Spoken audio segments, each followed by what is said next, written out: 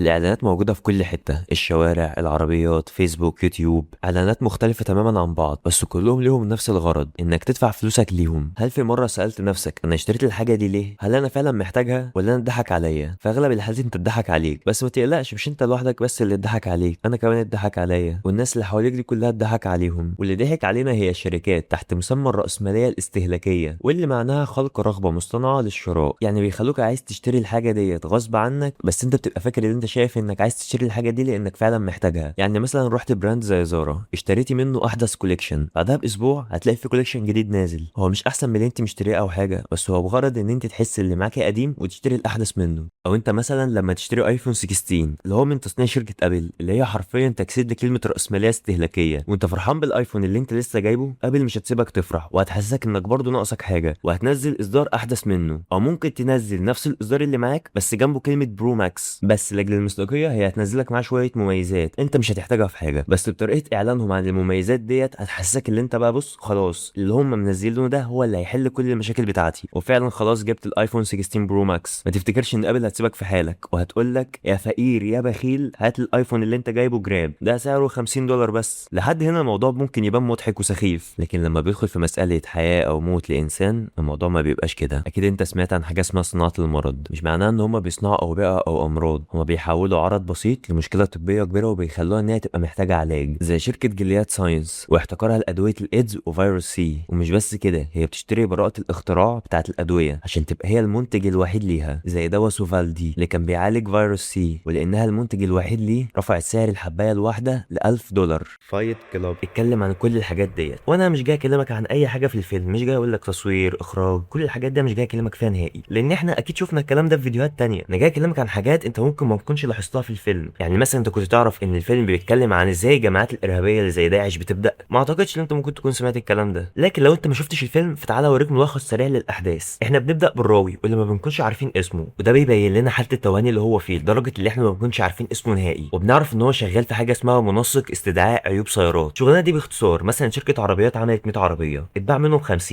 بعد فتره اكتشفوا ان النوع ده من العربيات فيه عيوب بتخلي العربيه تعمل حوادث. البطل بتاعنا هنا وظيفته ان هو يروح مكان الحوادث ويعاين العربيه ويشوف هل الحادثه حصلت بسبب العربيه ولا لا. لو بسبب العربيه الشركه بتدفع تعويض للي عمل الحادثه، ولو مات بتدفع التعويض ده لاهله. والشركه في الحالات دي بيكون معاها حلين، ان هي تسحب العربيات بتاعتها ديت من السوق وتصلحها، بعد كده تنزلها سوق تاني، بس تكلفه التصليح ديت لو عاليه هي بتروح للخيار التاني، انها تدفع تعويضات للناس اللي بتعمل حوادث. وده بيبين لنا جشع الشركات ديت انها مش مهتمه بحياه الناس اكتر ما هي مهتمه بالربح، وحياته بتكون روتينيه جدا مفيش فيها اي حاجه جديده. يعني مثلا بيشتغل بيشتري حاجات ملهاش لازمه بس عشان ناس كتير بتشتريها فهي بالنسبه له بقت حاجه اساسيه، وبيبدا يحكي لنا وبنعرف ان هو بقاله 6 شهور ما بينامش، وبسبب كده هو بيحضر جمعيات دعم مرضى السرطان عشان يشوف اللي هم فيه ويصعبوا عليه، وبالتالي ان هو يقدر يعيط وينام. وفعلا الموضوع ده بيجيب معاه وبيقدر ان هو ينام لاول مره من 6 شهور، وحياته بتبدا تتحسن لحد ما بيقابل مارلا، واللي بيبدا يشوفها في كل المجموعات اللي بيحضر فيها، وده بيخلي الارق عنده يرجع تاني. فبيروح يكلمها وبيقول لها ان هم عايزين يقسموا المجموعات بتاعتهم، وهو يحضر في مجموعات وهي تحضر في مجموعات تانية، وبيتفقوا بياخدوا ارقام بعض عشان لو حد حب يغير مجموعته يعرف التاني. وبعدها كارلا بتسيبه وبتمشي، وبسبب ظروف شغله بتجيله سفريه شغل، والراكب اللي جنبه بيكون اسمه تايلر، وبيبداوا يتعرفوا على بعض، وبيقولوا ان هو شغال في صناعه وبيع الصابون، واللي بيقول له ان الانسان العادي ممكن يعمل قنبله من الادوات بسيطه عنده في البيت بس تموت ناس كتير، وبيديله الكارت بتاعه. ولما الراوي بيرجع بيته بيلاقي الشقه بتاعته بتولع، وبيكونش عارف هو هيروح دلوقتي يبات عند مين، بس بيفتكر ان الكارت بتاع تايلر موجود معاه، فبيروح يرن عليه وبيتقابل هو وتايلر، وبيقول له ان هو عايز يبات عنده، وتايلر بيكون موافق وبيقول له مفيش مشكله بس بشرط واحد، انا عايزك تضربني باقوى قوه عندك. وفعلا بيضربه، فتايلر بيضربه هو كمان، والاتنين بيعجبهم الحوار وبيفضلوا يضربوا في بعض. وبعد ما بيخلصوا بيروحوا بيت تايلر اللي بيكون بيت قديم جدا وهيقع لوحده، والراوي بيعرف ان ده مش بيت تايلر الحقيقي وان هو واخده سرقه او وضع يد، وبيبدا يتاقلم مع الوضع وبيبدا يحب الحياه الجديده اللي هو بقى فيها. وكل ما بيروح هو وتايلر للبار اللي كانوا فيه بيبداوا يضربوا في بعض. لما بيبداوا يضربوا في بعض في ناس بتيجي ليهم وبيكونوا حابين ان هم ينضموا ليهم ويبداوا يضربوا في بعض، وكل مره كان الحوار بيزيد اكتر وناس كتير بتنضم اكتر ليهم، وبيبداوا يحولوا فكره الضرب في الشارع لحاجه اكبر من كده، وبيأسسوا الفايت كلاب، والمكان بتاعه بيكون في الكاب بتاع الحانه اللي هم بيتقابلوا فيها. ولما النادي بيتأسس تايلر بيبدأ يقول لهم القوانين، ممنوع ان اي حد يتكلم عن النادي او يجيب سيرته، وان لما اتنين بينزلوا فايت واحد فيهم بيستسلم وقتها على طول لازم الفايت ينتهي، واي فايت لازم يبدأ يكون بين اتنين بس، وممنوع ان هم يلبسوا قمصان او جزم. وبيبتدي النادي بتاعهم يكبر تكبر اكتر وناس كتير اكتر تنضم، وده كله بيكون في سريه تامه ومحدش بيجيب سيره النادي بره. والناس الجديده بتنفذ القوانين لان هم بيحسوا ان ده المكان الوحيد اللي هم فيه احرار عن المجتمع اللي هم فيه. وفي يوم مارلا بترن على الراوي بتاعنا عشان تطمن عليه لانه بقاله شهرين ما بيحضرش الجلسات اللي هم كانوا بيحضروها، وبيقول لها ان هو انضم لمجموعه احسن من المجموعات اللي كان بيحضر فيها، وبيخليها تتكلم وبيعلق التليفون وبيروح يشوف هو بيعمل ايه. وفي يوم بيصحى وبيلاقي ان مارلا عنده في البيت، فبيقرر ان هو يطردها، بس هي بتقول له ان هي كانت جايه لتايلور، وبيكون عارفها لما سمعها بتتكلم في التليفون، وبيتعرفوا على بعض. بس راوي ما بيكونش طايقها لان هو بيقول في الاول سرقت المجموعات اللي انا كنت بحضرها ودلوقتي سرقت صاحبي والبيت اللي انا ساكن فيه. وفي يوم المحقق اللي كان مسؤول عن الحريق اللي حصل في شقته بيرن عليه ويقول له ان الحريقه اللي حصلت كانت بسبب فعل فاعل، لانهم لقوا قنبله منزليه الصنع في البيت وهي اللي سببت الحريقه. وبيظهر تايلر وبيقول له المحقق قصده يقول لك ان انت اللي ولعت في بيتك، بس راو بيفضل ينكر وبيقول له ان هو كان بيحب البيت بتاعه ومستحيل ان هو يعمل فيه كده. وفي يوم الراو بيتخانق مع مارلا وهي بتقول له انا تعبت من الجنان اللي انت فيه، وبتسيب البيت ويمشي. وتايلر بيكون بدا يرجع ان هو يعمل صابون تاني، وبيروح هو والراوي عيادات شفط الدهون وبيسرقوا منهم الدهون البشريه لانها بتكون افخم في صناعه الصابون. وفي يوم الراوي بيقابل واحد صاحبه كان موجود معاه في المجموعات اللي هو بيحضرها، وبيقول له دلوقتي ان هو حالته اتحسنت جدا لان هو بقى في مجموعه ما ينفعش ان هو يتكلم عنها بس خلت حياته تبقى احسن. بس الراوي بيكون فاهم ان هو بيتكلم عن الفايت كلاب اللي هم عاملينه، بس ما بيكونوش يتقابلوا لان كل واحد فيهم بيروح يوم مختلف عن التاني، وانهم لازم يتقابلوا في يوم عشان يضربوا بعض. في الوقت ده بيكون تايلر بدا يلاحظ ان اعضاء النادي بقوا كتار، وده هيكسر اول قاعده هو قالها ان النادي يفضل سري ومحدش يعرفه، وبكتر العدد بتاعهم كده النادي هيبقى معروف للكل. وقتها بيكون صاحب البار نزل ليهم وبيزعق لهم بيقول لهم انتوا مين اللي قال لكم ان انتوا تبقوا هنا، وبيبتدي يطردهم. فبيروح لتايلر وبيبتدي يضرب فيه، بس كان كل ما بيضربه كان تايلر بيبقى مبسوط وبيضحك اكتر، لحد ما تايلر بيقوم وبيهجم عليه وبيطلب منه ان هو يخليهم هنا، وما بيقدرش يحوش تايلر بعيد عنه لحد ما بيوافق ان هم يفضلوا هنا، وبيسيبهم وبيمشي. وبيبدا الراوي وبقيه الناس اللي معاه ان هم يقوموا تايلر من الارض، ولما تايلر بيقوم بيقول لهم ان عليهم واجب لحد ما يتجمعوا مره تانية، ان كل واحد فيهم لازم يتخانق مع اي حد هو ما يعرفوش في الشارع. وقتها بيكون الراوي قرر ان هو يضرب المدير بتاعه في الشغل، وبيروح بس المدير بيقول له ان هو متحول للتحقيق لان هو بقاله كتير ما بيحضرش الشغل. فالراوي هنا بيكلمه ببرود وثقه وبيقول له ان هو مش هيحضر التحقيق وهيترقى، وان لو ده ما حصلش هو هيفضحهم بسبب الحوادث اللي بتحصل عندهم اللي هو عارف سببها ايه. وزي ما قلت لك ان الشركات دايما بتحاول ان هي تدفع غرامه احسن من هي تلم العربيات تاني وتصلحها، والمدير بيتعصب وبيطلب له الامن، لكن هو بيقوم وبيبدا ان هو يضرب نفسه في اي حاجه موجوده عشان يتعور. ولما الامن بيدخل بيبان لهم ان المدير هو اللي مسك الراوي وضربه، وبيخرج من الشركه وهو كسبان كل حاجه كان عايزها، وبكده الشغل بتاعه هيقدر ان هو يشتغله في اي وقت، وكده يبقى متفرغ تماما للنادي بتاعهم. وتايلر بيبدا يطلب من اعضاء النادي حاجات مجنونه زي ان هم يفجروا اماكن او يغيروا رسومات قواعد السلامه اللي بتبقى موجوده في الطيارات، والمجموعه الصغيره بتتحول من نادي لجيش كبير، وبيكون الوحيد اللي بيتحكم فيهم هو تايلر. وتايلر بيكون داخل البيت وبيلاقي الناس قاعده وبتحتفل لانهم طلعوا في التلفزيون، لانهم رسموا سمايل فيس كبير قوي على عماره كبيره. وبنشوف الشرطه بتكون بتعمل اجتماع عشان يوقفوا الجماعه اللي بتعمل الاعمال التخريبيه، لكن تايلر والرجاله بتاعته بيقدروا ان هم يخطفوا المسؤول عن الاجتماع ده، وبيغصبوه ان هو يوقف التحقيق ده يا اما هيقتلوه. وفي يوم الراوي بيصحى بس بيكون تايلر مش موجود، وبنعرف ان هو اختفى، والناس اللي معاه بتبدا ان هي تشتغل عادي، وبيبداوا ان هم يعملوا الصابون ويكملوا الاعمال التخريبيه كأن تايلر موجود بالظبط. وبيبدا الراوي ان هو يدور على تايلر، وبيبدا يروح اي مدينه تايلر راحها كان بيفتح فيها نادي قتال، بس بيقول ان هو كل الاماكن اللي راحها ديت مألوفه بالنسبه له كأنه راحها هو كمان قبل كده. وبيدخل بار في مدينه هو اول مره يروحها، بس بيلاقي البارمان اللي واقف فيها بيسلم عليه وبيقول له ازيك يا تايلر، انا كنت موجود معاكم الخميس اللي فات. فالراوي بيبدا يستغرب وبيقول له تايلر مين، انا مش تايلر. وبيروح يرن على مارلا اللي هو كان عارفها، بس بيلاقيها هي كمان بتكلمه وبتقول له ان هو تايلر، فهو بيكون مستغرب ومش فاهم ازاي هي بتكلمه وبتقول له يا تايلر. وفجاه في الاوضه اللي هو فيها بيظهر تايلر قاعد وراه على الكرسي، وبيقول له هو الناس ليه كلها بتكلمني انا وبتقول لي يا تايلر كأن ده اسمي. وبيبتدي الراوي يشوف نفسه ان هو مكان تايلر، وبيشوف كل حاجه تايلر عملها كأنه هو فعلا اللي عملها. وبنعرف ان تايلر مش موجود في الحقيقه، وهو بس موجود في دماغ الراوي، وان هو كان بيعمل بيه كل حاجه هو مش قادر يعملها بشخصيته الحقيقيه، وان هو صاحب فكره الفايت كلاب، وكل حاجه حصلت كان هو اللي بيفكر فيها وبيأسس لها. وبيغمى عليه وبيصحى، ولما بيصحى بيكون نازل من الفندق، بس العامله بتقول له انه لازم يدفع الحساب الاول. ولما بيروح يدفع الحساب بيلاحظ ان هو عامل مكالمات تليفون كتيره في الوقت اللي هو اصلا كان مغمى عليه فيه. ولما بيوصل البيت بيلاقي مفيش اي حد موجود فيه، بس بيلاقي في ملفات متعلقه على الحيطه مجمعها باكبر مباني موجوده في المدينه، وان كل المباني دي فيها متفجرات. وبيكون خطه تايلر اللي هو الراوي ان هم يفجروا اكبر المباني الموجوده في المدينه واللي اغلبها تبع البنوك عشان يقدروا ان هم يكسروا الراسماليه ويمحوا كل الديون اللي على الناس للبنوك. وبياخد الملفات اللي كانت موجوده معاه في البيت وبيروح بيها على اسم الشرطه، وبيقول لهم ان هو رئيس اكبر عصابه هتفجر الاماكن دي دلوقتي، وان هم لازم يلحقوهم. ومحقق بيقول له اشمعنى المباني ديت، فبيقول له عشان فيها بنوك، ولما البنوك تتدمر كل الديون اللي على الناس هتروح. فالمحقق بيسيبه وبيطلع بره، بس الناس اللي هي بتكون مع المحقق بيكونوا اساسا تبع النادي، وبيقولوا له انت قلت لنا اي حد يبلغ عن الفكره ديت احنا لازم لازم نقتله، وبيقوموا قايمين عشان يقتلوه، بس هو بيسرق مسدس واحد فيهم وبيهددهم ان هو هيقتلهم، وبيهرب بره اسم الشرطه لحد ما بيقف قدام مبنى من اللي هم هيفجروهم، وبيدخل المبنى وبيكون تايلر موجود معاه وبيحاول يمنعه. ولما بيدخل بيلاقي ان في عربيه موجود فيها قنبله والتايمر بتاعها مظبوط على 25 دقيقه، وبيبدا ان هو يبطل مفعولها، بس تايلر بيظهر وبيضربه عشان ما يخلوش يعمل كده لحد ما بيغمى عليه. ولما بيفوق بيلاقي نفسه في المبنى وقدامه كل المباني اللي هتنفجر، وبيكون تايلر مهدده بمسدس وبيقول له انا عايزك تشوف النظام الاقتصادي وهو بينهار دلوقتي. بس بيقدر ان هو ياخد مسدس وبيوجهه ناحيه بقه وبيبتدي ان هو يضرب بالنار، بس الطلقه ما بتجيش في مكان حيوي فيه ان هو يموته، بس بتكون الطلقه دي كفيله ان هي تنهي وجود تايلر من حياته. وبتكون الرجاله بتاعته جابت مارلا عشان يقتلها، بس بيخليها تفضل معاه وبيقول لهم ان هم ينزلوا، وبيقوموا هما الاتنين يقفوا في مشهد وكل المباني اللي فيه قدامهم بتنفجر في لقطه بتعبر عن الانهيار الاقتصادي اللي حصل. والفيلم بيخلص على كده، بس تفتكر ان ده كان ملخص؟ انا بجمع لك في الاحداث. بص ركز معايا. اول حاجه تايلر كان شغال في سينما،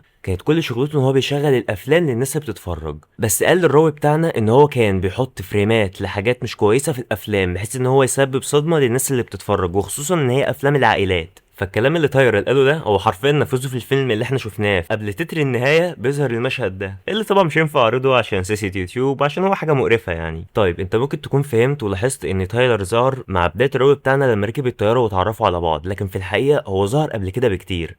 هتلاقيه ظهر في الفريم ده والفريم ده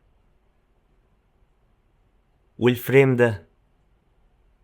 السؤال بقى هو كان ليه بيظهر في الفريمات دي؟ قبل اي فريم بيتعرض فيه تايلر كنا بنشوف الراوي بتاعنا واقف وبرق شويه، هو مش برق بمعنى فتح عيونه، لا هو واقف بيتامل في حاجه قدامه، واللي في الغالب احنا كنا بنبقى فاكرين ان هو بيبص اللي حواليه. يعني في المشهد ده احنا كنا فاكرين ان هو بيبص للناس اللي معاه في المكتب، لكن هو الحقيقه كان بيبص على تايلر اللي هو اساسا في مخه، يعني هو مش موجود في الحقيقه. وفي الفريم اللي كان بيكلم فيه الدكتور هو برضه عمل نفس الحركه دي، وقف شويه بعد كده ظهر تايلر بعد كده رجع تاني. وفي المشهد ده كنا فاكرين ان هو بيشوف الاعلان عادي. لما الراوي بتاعنا البيت بتاعه اتفجر وقرر ان هو يرن على تايلر عشان يروح يبات عنده في البيت، التليفون اللي هو كلمه منه بيظهر في الصوره بس بيكون عليه بلور شويه، ان مكتوب عليه ان هو ما بيستقبلش المكالمات. فطبيعي ان بعد ما الراوي رن عليه وما ردش بعد كده هو اللي رن عليه، دي مستحيل ان هي تحصل لان التليفون ما بيستقبلش ان حد يرن عليه اصلا، هو بس اللي بيرن. ولما بنروح للشغل بتاع الراوي كان اي فريم فيه لازم هتلاقي فيه محطوط كوبايه لستاربكس ومرميه باي طريقه عشوائيه، وده عشان يثبت لك سيطره الشركات عليهم، وبيبين اكتر النزعه الاستهلاكيه اللي احنا اتكلمنا عليها. والفيلم بين لنا ازاي الجماعات الارهابيه بتبدا.